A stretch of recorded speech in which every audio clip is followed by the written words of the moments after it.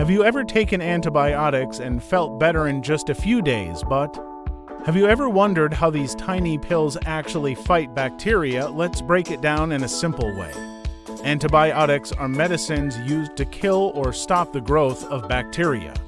Important, they do not work against viruses like the flu or common cold. Antibiotics target specific parts of bacterial cells that human cells don't have.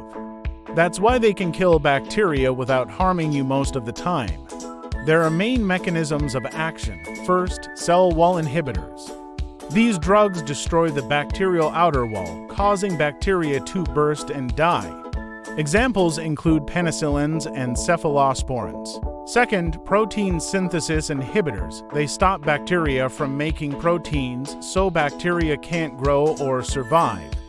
Examples include macrolides and tetracyclines. Third, DNA or RNA inhibitors. They block bacterial genetic processes, meaning no replication. Examples include fluoroquinolones. Finally, metabolic pathway inhibitors. They block essential chemical reactions inside bacteria, like sulfonamides. Bacteria are classified simply. Gram-positive bacteria have a thick cell wall and are an easier target for some antibiotics, like Staphylococcus.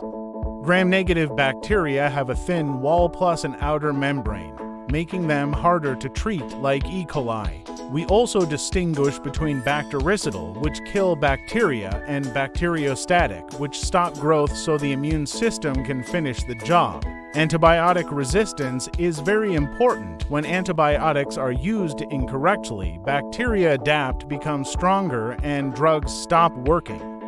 Common mistakes include using antibiotics for viral infections, not finishing the full course, or self-medication.